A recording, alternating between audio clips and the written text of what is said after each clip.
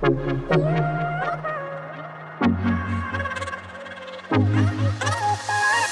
the government side, can we give her a big round of applause?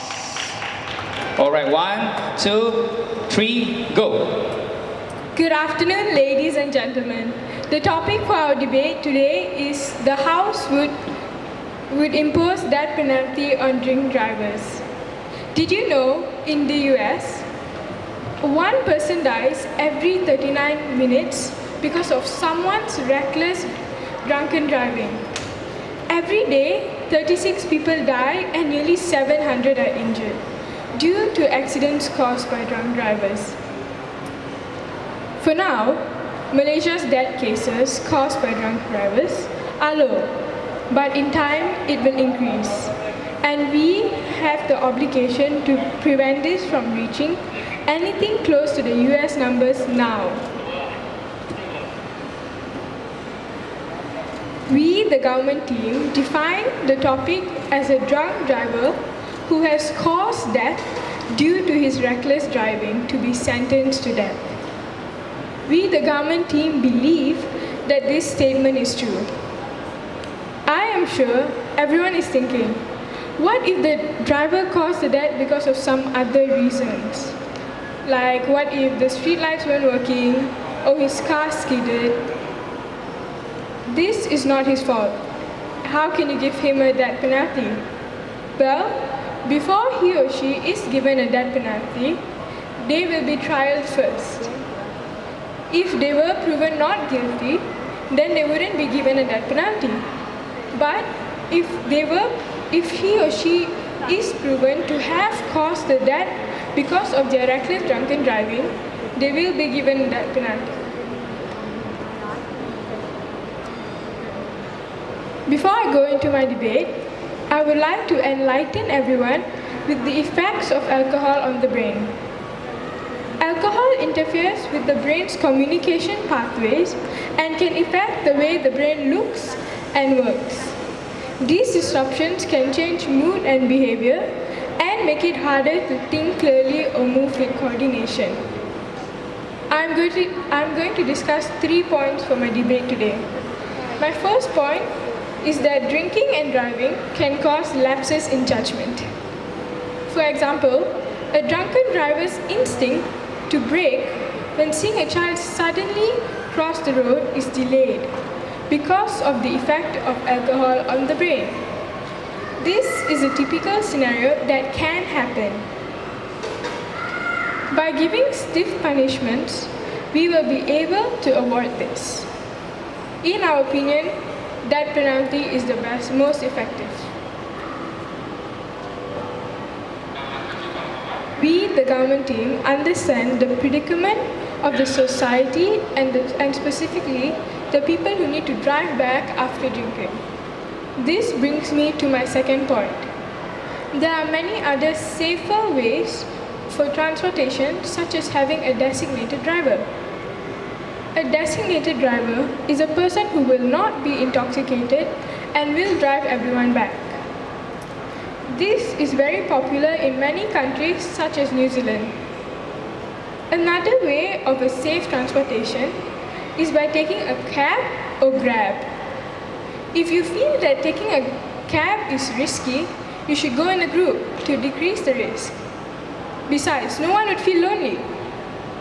This also decreases the risk of deaths due to drunken driving.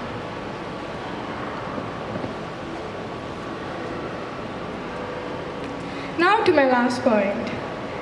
The action of drunken driving causing death of a person is a premeditated action. What is premeditated? Premeditated is defined as something that has been planned or something that you know what the outcome is going to be. So in drunken driving, the driver knows that alcohol can cause disruptions and incoordination. Therefore, he or she knows that the risk of killing someone because of their action is high. Though you know that alcohol can cause such effects to your brain, still you drove. We consider it as a premeditated action. So ladies and gentlemen, as what Michelle Alexander has said. Drunk driving contains a far greater risk of a violent death than the use or sale of drugs. The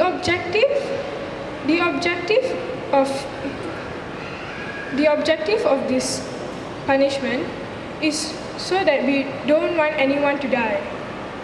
With that, we are proud to propose. Thank you. Thank you so much. Thank you so much. Can we give her a big round of applause? Thank you, the Prime Minister from the government team. Now we'll invite the opposition leader up on stage. Give her a big round of applause.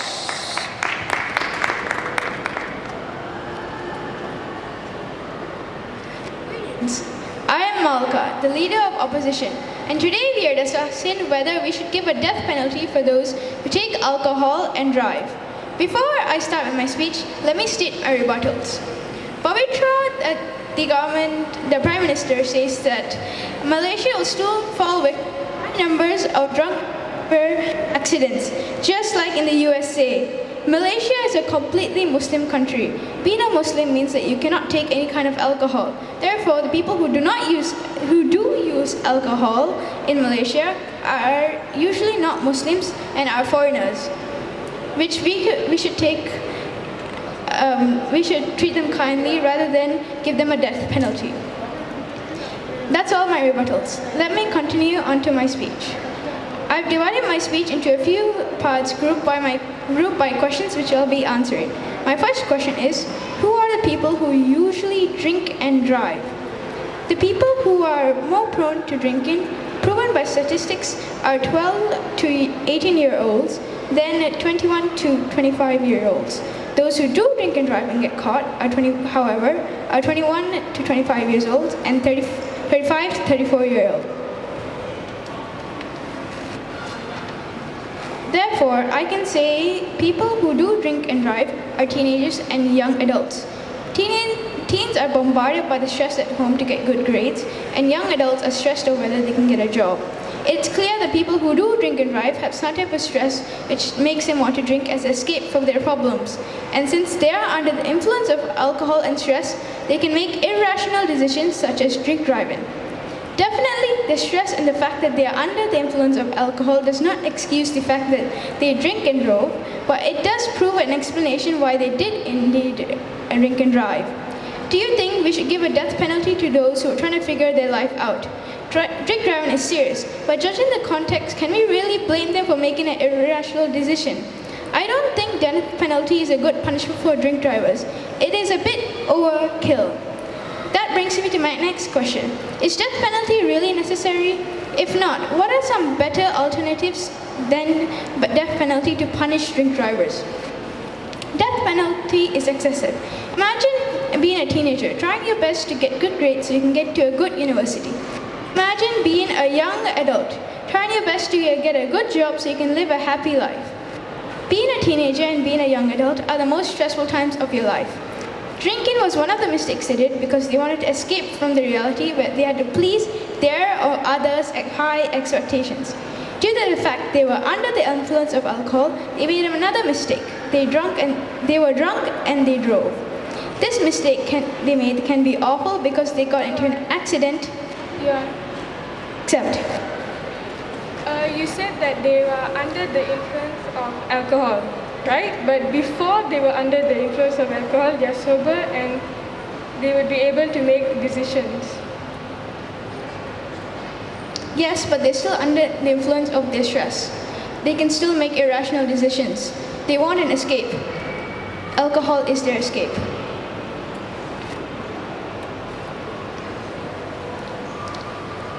This mistake they made can be awful because they got into an accident where someone got hurt or died. But they can't learn from any mistake they made if they are dead. Once someone gets hurt or the drink driver themselves get hurt, the drink driver won't do their mistake again. Once bitten, twice shy is a saying which perfectly fits in this scenario. Since death penalty is overkill, what other punishment can we give as a replacement? I would say cancellation of their license for a year, and a moderate fine. A teenager's biggest pride is their driving license. Taking their permit to drive will hurt them, but they would understand why their driving license was taken away.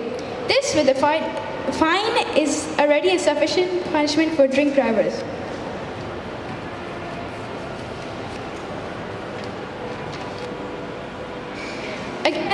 Again, the saying once bitten twice shy works here too.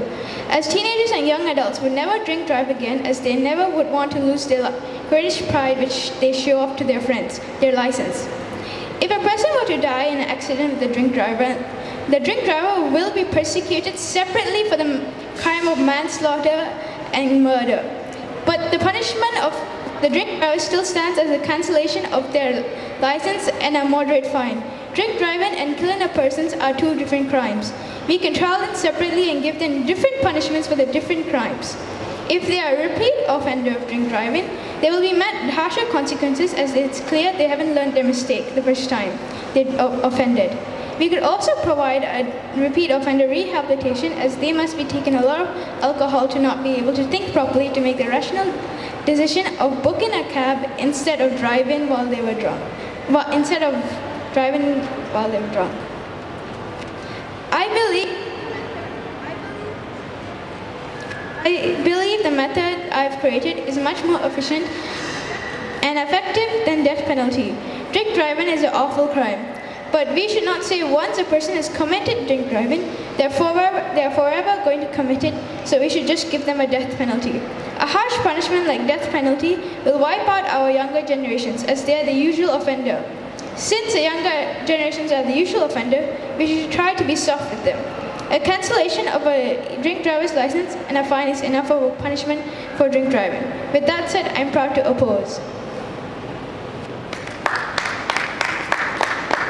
Thank you, Malka. Can we give a round of applause? Well done.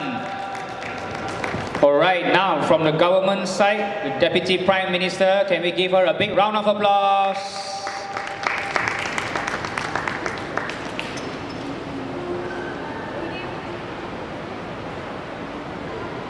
Good evening, everyone.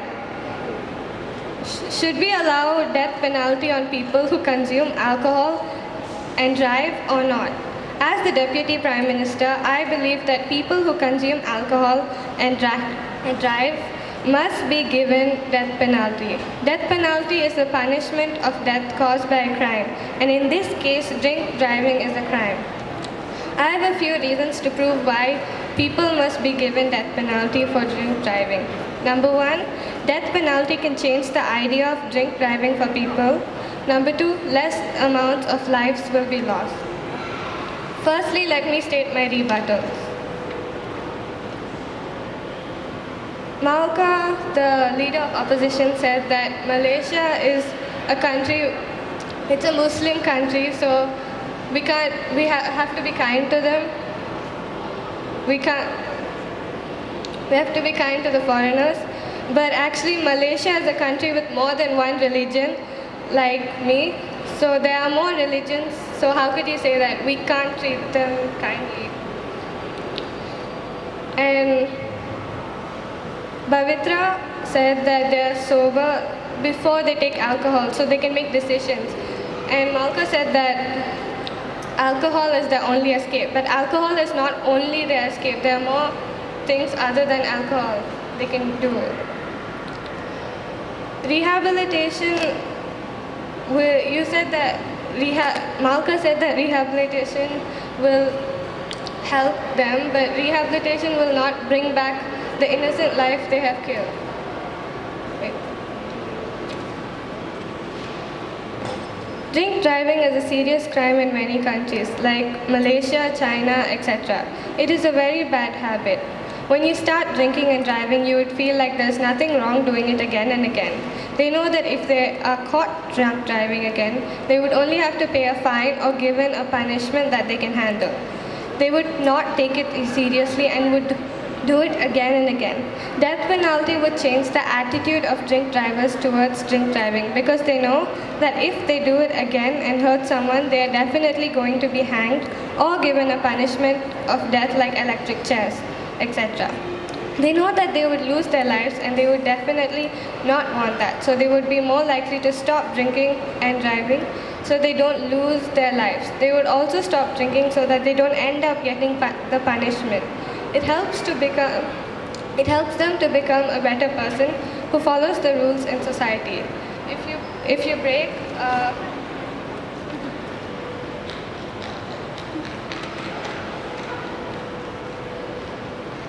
addicted to drinking and you break the rules.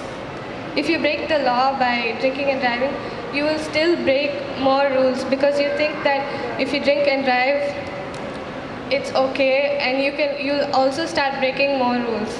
It wouldn't be fair to just let a person go free who drinks and drives freely.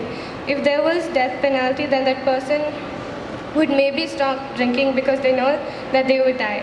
This means that less people would die because there would be fewer drink drivers after establishing the death penalty, including the fact that even if a drinker doesn't listen to the fact that they will be in death penalty, for drink drivers and still continue doing it and hurt someone, that it is right for him or her to receive the punishment of death penalty.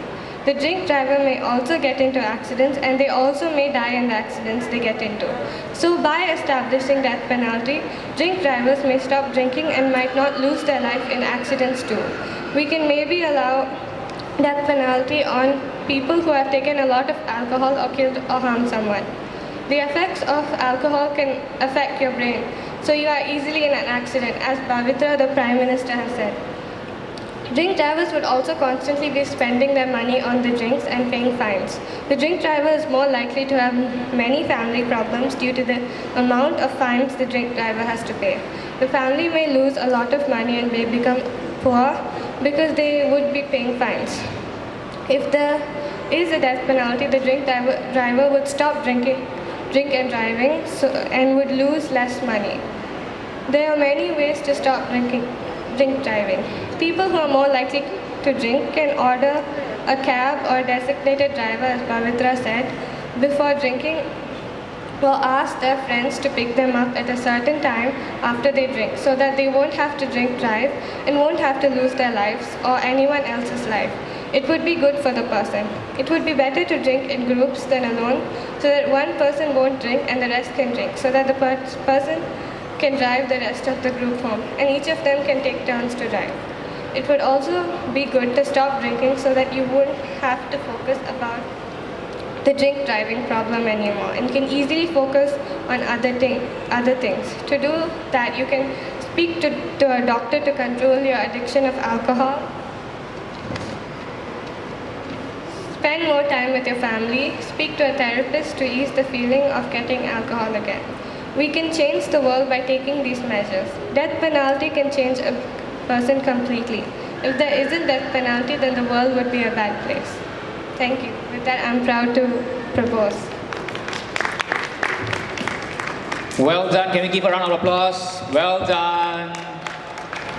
Okay, now we have the Deputy Leader Opposition up on stage. Put our hands together for Ukail. Give him a round of applause.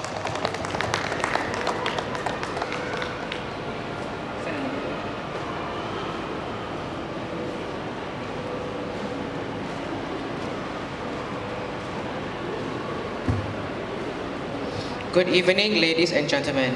Topic for today's debate is this House would impose death penalty on drink drivers. We, the opposition team, believe that this statement is false. The second speaker from the government tried to tell you that people who drink drive must be given a death penalty. She said that by carrying out death penalties will reduce the numbers of those who will drink drive. This is wrong because many people in Malaysia are foreigners and it is a norm for to drink alcohol. She also said that the drink drivers will learn their lesson to not drink drive if death penalty is carried out. It's wrong because the government should at least give to not drink drive again, to make them realize that it can risk their lives. Our first speaker has already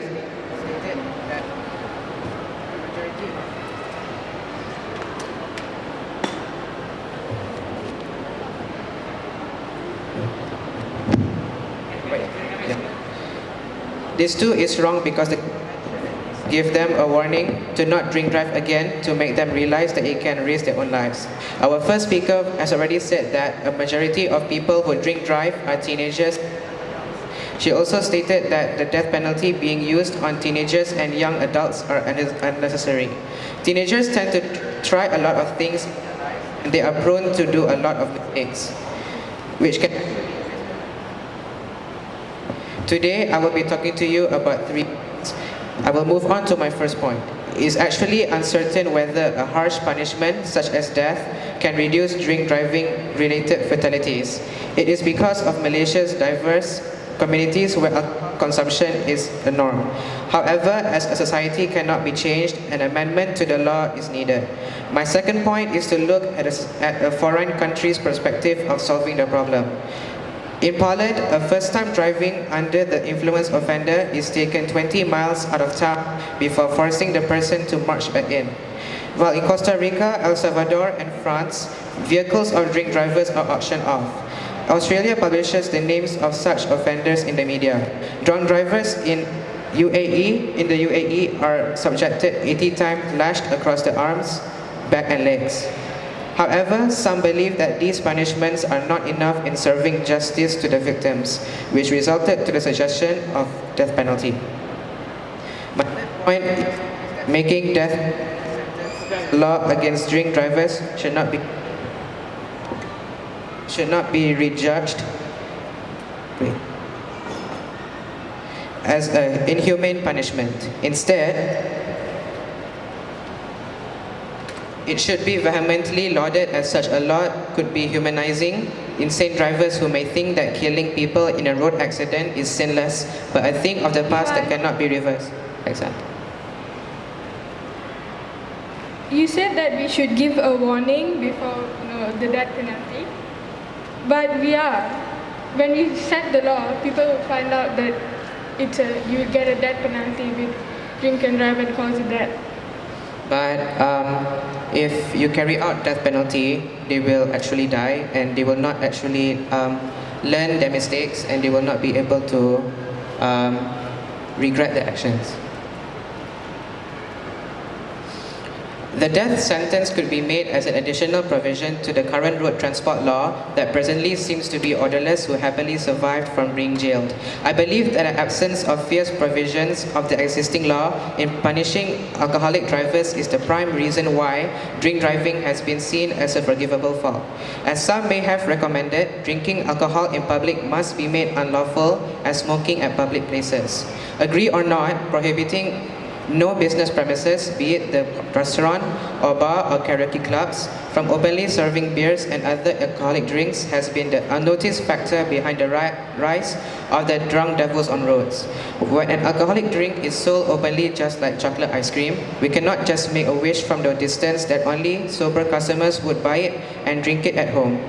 If countries like Taiwan dare to hang drink drivers to death, what stops the government from implementing the same law? Plus, there is absolutely no way for a convenience store's cashier to stop a seemingly drunk person from buying several bottles of beer unless the person is the cashier's bloodline. And even food shop owners have no time to check every table which has cartons of alcohol drinks on it and parentally reminding customers to not overdrink them if driving home is what they will do shortly after they are done with drinking. Anything that happens to the customers as they walk out of the premise does not matter to the premise as long as the services are paid. But to the innocent road users, their life really matters to their loved ones. Without the government making the current law stricter, stopping drunk drivers from murdering more innocent lives on the road will just be pointless. So in conclusion, a heavy punishment for drink driving is not necessary considering our country to be a multiracial country where many foreigners come to our country with the privilege of drinking alcohol in hotel bars or any clubs. With that, I am proud to oppose. Thank you. Thank you, Deputy Leader Opposition. Give him a big round of applause. Well done. Right, now we will have the reply speaker. Reply speaker is from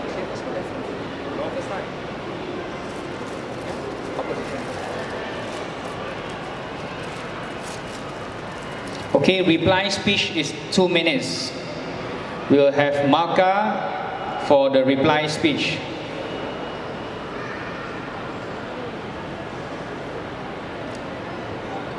Okay, give her a big round of applause.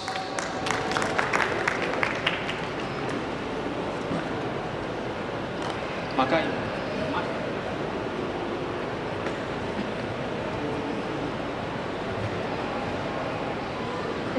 Saisha, the Deputy Prime Minister, said that by putting a death penalty on drink drivers, people won't drink drive as much. This is true, but you are fear-mongering them. They don't understand the problem of drink driving. They only see the punishment for it is severe, so they just don't do it. It's better to make someone understand to not do it than fear-monger them. Saisha, the Deputy Prime Minister, and Pavitra, the Prime Minister, both said that the number of people dying from drink driving accidents will be less with a death penalty. USA has one of the most people on death row waiting for trial for death penalty. You may reduce the number of people dying on drink drivers, but you definitely have created a new problem of more people on death row. More people on death row means that it shows the unfairness of the law. Thank you.